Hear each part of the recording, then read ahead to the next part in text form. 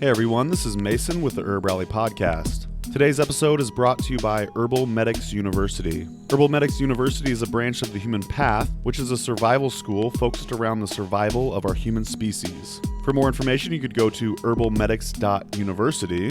And today we're going to hear from Herbal Medics and Human Path founder Sam Coffman, where he discusses Sambucus nigra, or the black elder. He'll cover ID, preparation, and the usage of this medicinal plant. Thanks so much to Sam for sharing this, and thanks to y'all for listening. Let us know what you think.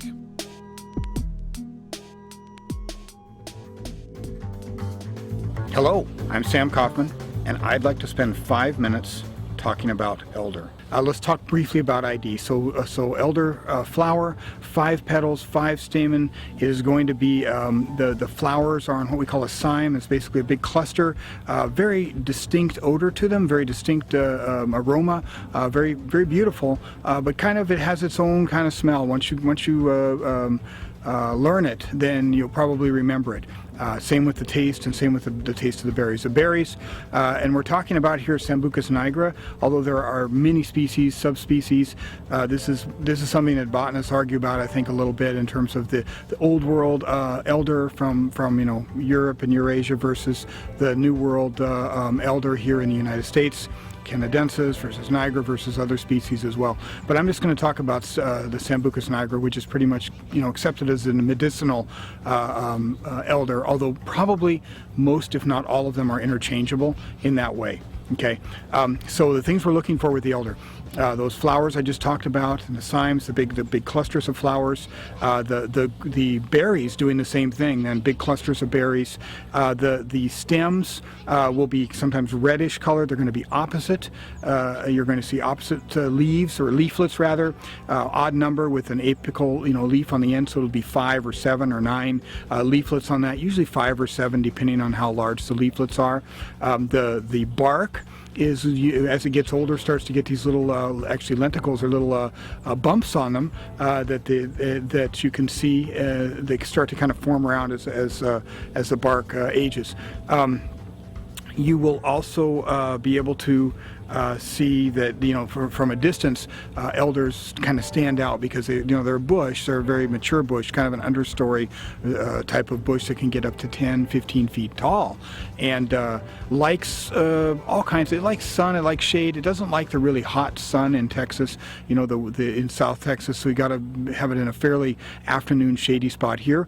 But normally it can grow in shade, or it can grow in moist areas and grow in very dry areas, fairly dry, not very dry, fairly dry areas. It's not very drought resistant, not around here anyway, and all kinds of soil. So you find it everywhere pretty much in the U.S. It's one of those very ubiquitous medicines that's used in so many ways. Let's talk about its usages now. So the main thing about elder, I would say, that stands out is that it would be easier to talk about the ways you couldn't prepare this as a medicine than the ways you can. There are so many ways that people cook, prepare. The flour and the berry is primarily what's used, but everything from jams and jellies and pies to syrups and oxymels and all kinds of different kind of alcoholic, tasty alcoholic drinks and electuaries, and number of ways that you can prepare both the berry and the leaf. Both the berry and the flower. The flower is very much very tasty as well. So you can prepare it as a tasty type of medicine as well. It doesn't have to be just the berry. I prefer the flower. The flower, I would say, is generically more medicinal across a wider spectrum of things that we can use it for. But the berry is very good. It's used a lot in respiratory syrups, and we see it, that's probably its primary use that we see, and people like to drink it in the winter as cold and flu season comes along, and indeed it's very good for that. However, the flower, again, is probably my favorite. One thing that people don't really know and realize about elder, however, is that the leaf is also useful, and even the bark is useful, as has a history of medicinal use.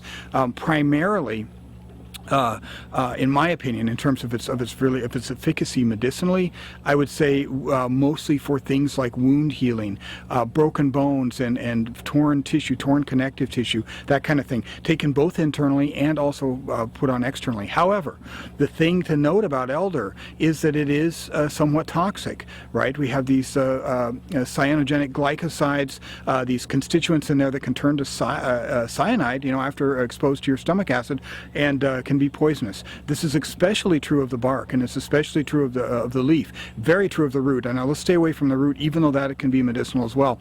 But if we want to use the leaf or the bark, and really, in all honesty, even the berry and the flower, I prefer to heat it. Once you've heated especially the parts that are higher in that, the leaf and the bark in particular, once you've heated them to about a boiling temperature, and this needs to be in wet heat, by the way, just putting them in an oven doesn't work as well. So wet heat, boiling like a decoction, and it doesn't have to be a long decoction, for any more than a few minutes even.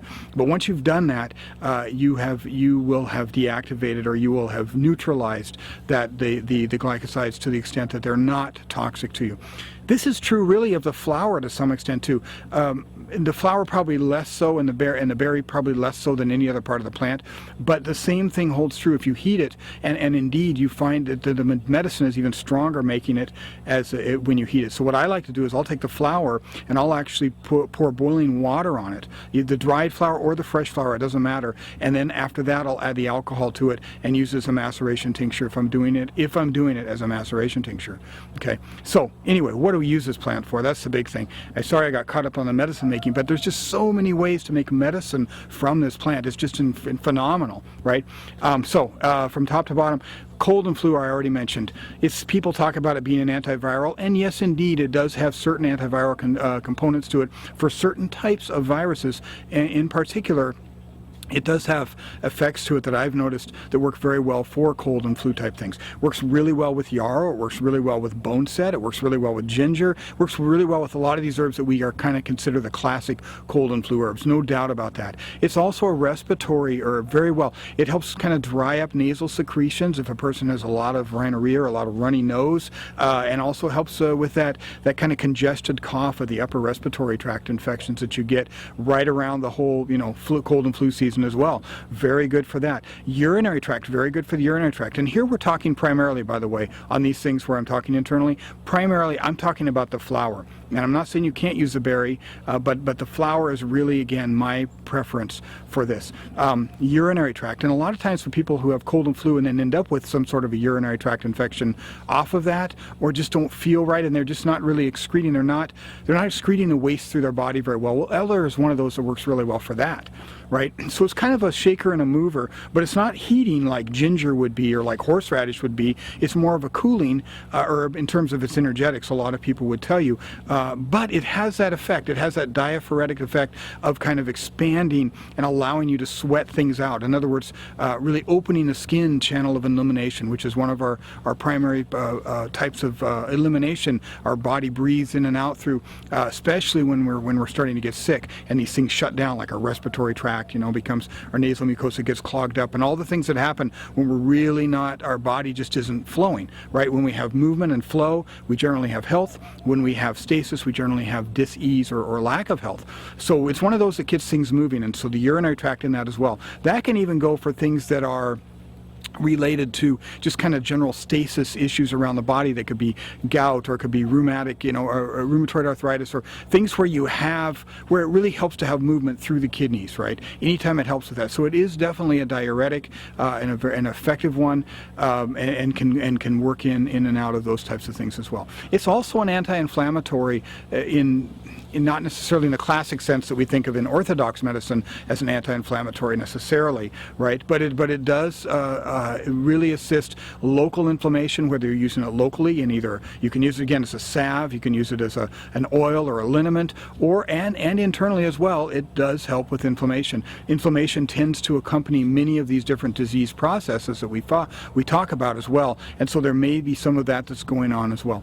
So from head to toe, respiratory, eyes too. I forgot to mention eye compresses, very good for that, and eye washes, extremely good for that. Upper respiratory stuff, sinus infections, moving down into lower respiratory as well, very good for that. Urinary tract, we talked about that a little bit. Inflammation, skin and antiviral, kind of as a diaphoretic and kind of a mover. It may arguably even be somewhat of a lymph mover and immunomodulator, as possible. Most herbs that move things around like that and that tend to be anti-cold and flu type herbs tend to also have some lymph movement going on in there as well, like picking up the stagnation that happens when we're sitting a lot, or it's just that time of year, or maybe we're even convalescent because we're really sick a lot. It's one of those that really helps, help the system pick up and move. So it works well in many different formulas where you need to do that. I hope that was helpful, and we'll talk to you next time. Okay, and there you have it, Sambucus nigra. Thanks to Sam Coffman for sharing that. Hope you all enjoyed it. And again, this episode is brought to you by Herbal Medics University. You could find them online at HerbalMedics.University. Also, if you'd like to read many well-written, lengthy plant monographs and profiles, you could go to herbalrally.com/monographs. If you'd like to find an herbalism event in your area, we have that organized by state. You could go to herbalrally.com/events. And then you could either look at all events, and that's just going to be organized chronologically, or you can narrow it down by state. And if you know of an event that's not listed on there, please get a hold of me. You could reach me at mason@herbalrally.com. And thanks to you all for listening. Until next time, take care.